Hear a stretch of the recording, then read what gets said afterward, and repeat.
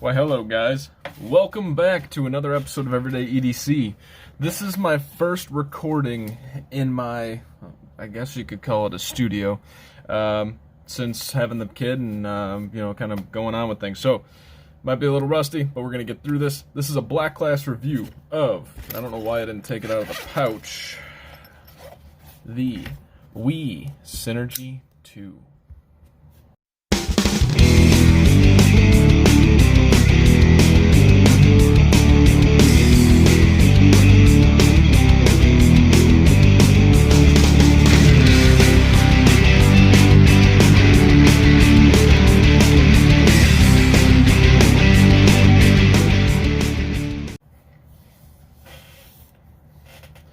Alright guys, so this is the Wii Synergy 2. As you can see, there's a compound grind on the blade. This is an M390 blade, and it has this belly kind of with the Tanto portion where usually Tantos are flat. This is coming out with this nice little belly, and then a really short flat grind instead of this hollow grind coming out towards the tip of the Tanto right there.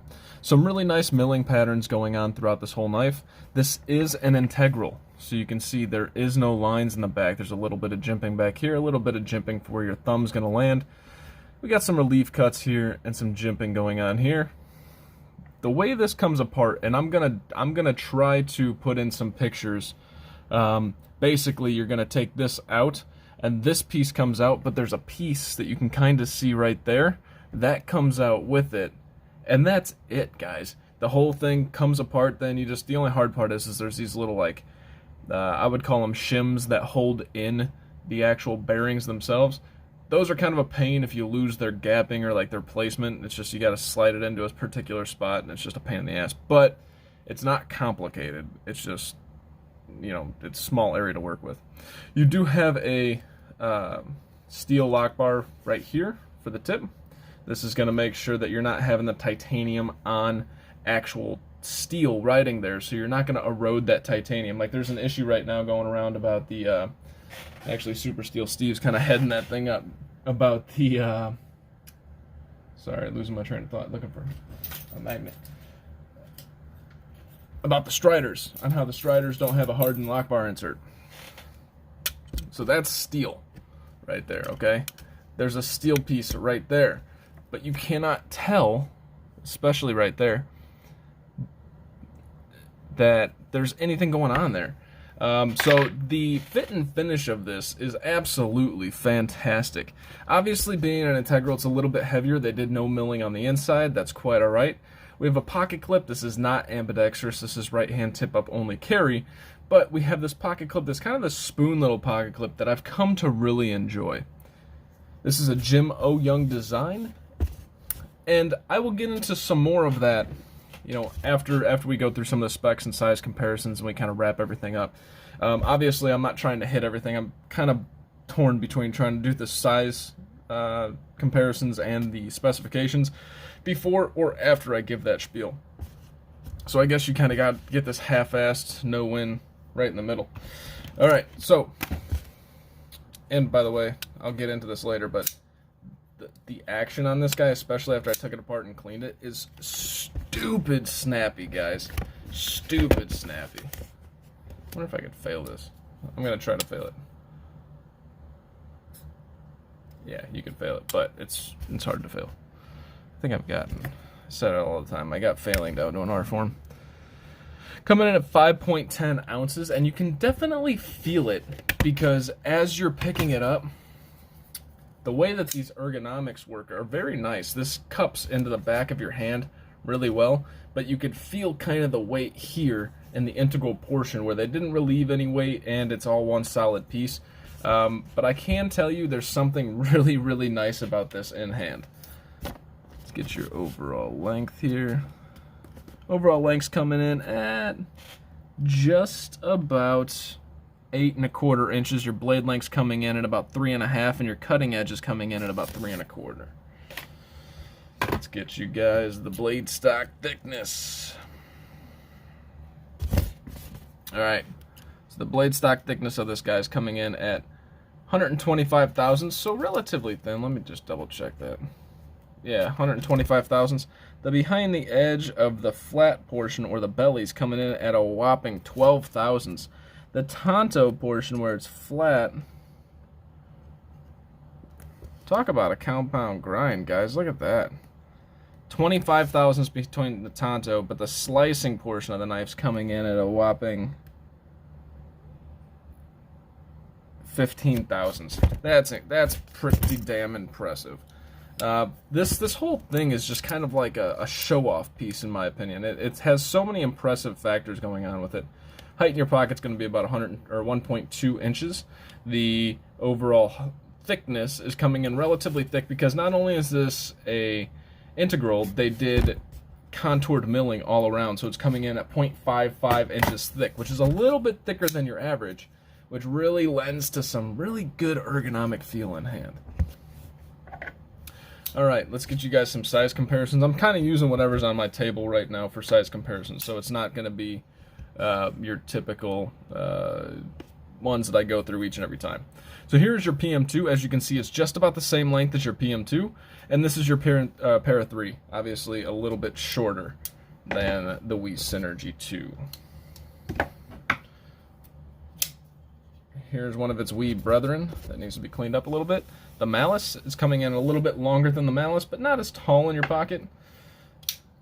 Here we have a ProTech SNG. ProTech SNG's just about the same length, maybe slightly shorter, but does have a higher profile in your pocket again. And last for comparison that I have ready on the table, here's your Spyderco Shaman and your Benchmade Mini Freak. As you can see, the Mini Freak coming in much shorter. The Shaman is actually, it appears to be slightly shorter, but once again, carry profile is going to be a lot different. Alright, now we can get into the meat and potatoes of this guy. So let's talk about this some more. This is an M390 blade. We have this compound grind. We have this nice hollow kind of coming down through here on the belly side. We have this flat grind coming up towards the tip, and as you've seen, this is actually a functional compound grind, because when they did it, they left at almost 30 thousandths up here, but they went down to 15 thousandths down there behind the edge. So, I mean, whatever they're doing there, that makes way more sense than a 20 thousandths and a 24 thousandths, like we've seen on some other Tontos with the compound grind, or just a flat here and then a different flat going up. So here we have a swedge that runs the whole length of the spine, but we also have a crowned spine. Now where the swedge is, it's not necessarily crowned, but it is kind of rounded off. We'll call it filleted. But this is definitely crowned towards the back and towards the tip where it widens up for the strength there.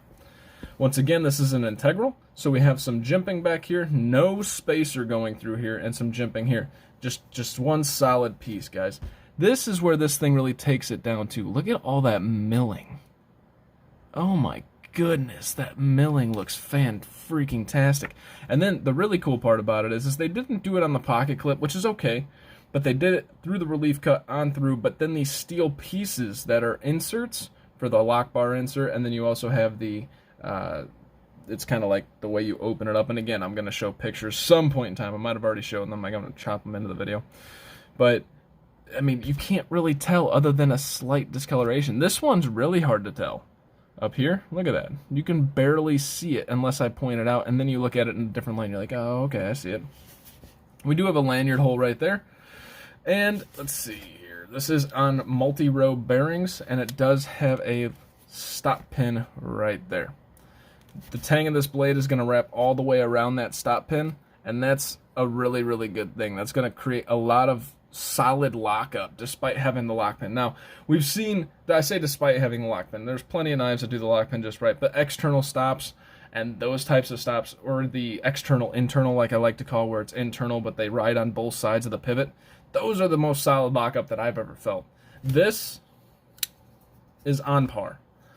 Everything about the WE Synergy 2 feels so damn solid and quality constructed. I mean, I feel like I have just a beautiful tool in my hand that's never gonna break, despite this tip being relatively thin behind the edge here and not really thick blade stock going on down the whole way either. So that's a really, really good thing. Now, you know, pointing out a lot of this stuff, it's it's just crazy that they were able to do this on an Integral itself. Again, the pocket clip is just okay. I like it. I've had it in my pocket and it works just fine. The ergonomics right here. The ergonomics feel good. I do feel like I'm a little further back in the knife than I want, but with just like the Civivi Elementum, the way this comes down here, you have that same point that you could choke up on if you wanted to. Now, I don't think you're going to slide up, but you might. I mean, so just be careful with that. It's not really necessarily a finger choil, but to me, I would use it as such. Action, especially after I clean this guy up, dead centered, no back and forth, no up and down, and it is just, it's a dream to flip because it does have a stiffer detent, like WE style, but holy smokes does it just rock it out there and just whap. Now, if you're looking for hardware, you're not going to find much on this guy because we got one pivot screw here, one lock bar insert right there, and then we have the pocket clip right there. That is it. That is the only hardware on this guy, short of, you know, some bearings and some spacers on the inside.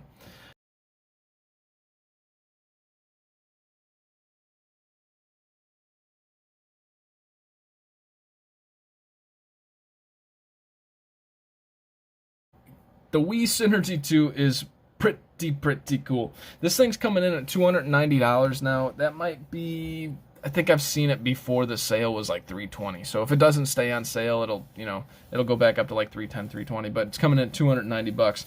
So is this worth a $290 price point? Now, for everything that you're getting with the Integral itself, definitely. If this wasn't an Integral, I don't know that I could recommend that at all, right? But because it's an Integral, that price point is very, I'm perfectly okay with it. And once you get it in hand, you're going to be like, yes, I get it. I understand why this costs that much, why Integrals feel cool in hand, because, I mean, it's just, you can't tell that it's an Integral in hand, but you can. It sounds so stupid, so I'm gripping it like this.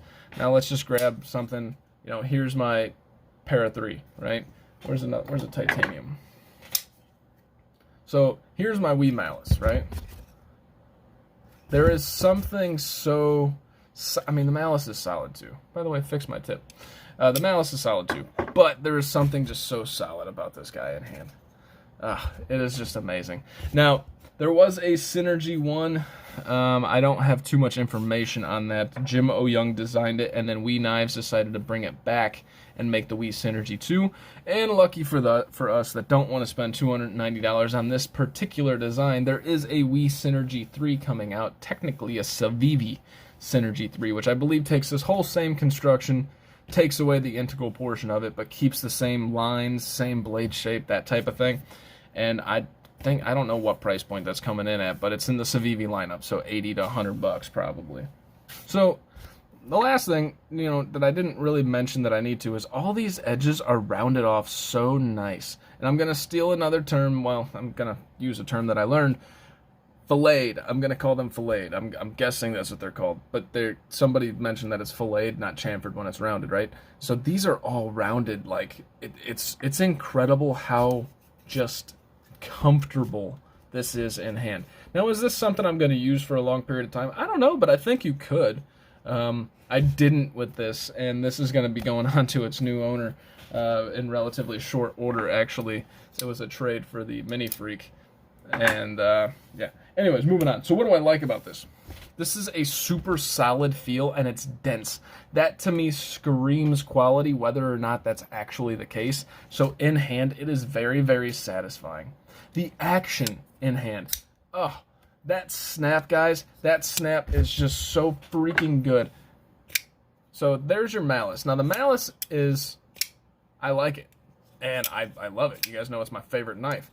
But I can honestly say the Malice is tweaked really well. This thing's probably one of the snappiest knives that I've come across in a while. And, you know, I didn't mention either, this flipper tab here is not obtrusive at all, but has really aggressive jimping. And so you don't miss that flipper tab at all. Like, at all. I love the fact that you can disassemble this with one screw, guys. You just take this off, you pop this little piece off right there, and then you've got access to your bearings, you can clean everything. It's just a really cool design. The lock bar insert and this, I love how the design stays with the flow of the grind lines. I think it looks really, really good. And, you know, I don't know how easy this is to do to get this to match up perfectly. I can't imagine it's super easy, but they killed it. They knocked it out of the park here. And I guess the last thing that I really like about this is I really don't, you know, I talked with Jake about this before. We made fun of the riffle, and I don't like these rounded pommels, but there's something about the way this fits in hand. It doesn't feel like a riffle. It doesn't feel like just those generic rounded knives in your hand. This just feels really damn good. I mean, I think it's great. What don't I like? I really don't have any dislikes. You know, $300 price point, plus or minus. You know, it's, I guess I can complain about that, but I don't know the costs of designing and manufacturing an integral. I can only imagine they're higher because if you fuck it up, if you screw it up, you kind of have to redo that whole piece, and that piece of titanium's gone, right? So I can't speak to whether or not that's a good price, other than based on other integrals. Yes, it's a really good price. So can I recommend it for $300? I mean, if you're dying for an integral, you like this design, then yeah. I just have a hard time recommending $300 knives. I just, you know, that would be like me being like, I think everybody today should go out and buy a Hinderer. It's like, no, I mean, it's not for everybody. That's why it's hard for me to recommend it. But if you were to say, I have $300, I love WE, and I'm looking for an integral, would you recommend this knife? Yes. So I guess what I should say is, if you have the money, can I recommend it? Yes. If you're just an everyday knife guy, should I recommend it? Probably not. It's just kind of more of an enthusiast piece than it is like a everyday tool. Other than that, I don't really have any wants. I think this thing's fantastic. I think it's a gorgeous, gorgeous knife. It's a gorgeous piece of art, and it definitely is a functional tool. I love the compound grinds here. I forgot to mention there's a stonewashed, heavily stonewashed blade finish here. See, I told you guys I'm a little rusty. Deal with it. Other than that, that is all I got for you guys. My name is Tyler. This has been Everyday EDC. This is the WE Synergy 2, designed by Jim Young, but manufactured by WE. You guys stay sharp, stay safe. Have a great freaking day, guys. Thanks for watching. Hey guys, thank you so much for watching. This is my Patreon. This is my Instagram, everydayedc_77. We'll do a special shout out to all the Patreons: John K, Sammy, Eggs and Ham, Jason M, Dogtooth, Kaiba, Mickey, Wolf, and Captain Steve. Thank you guys so much for watching. Have a great freaking day.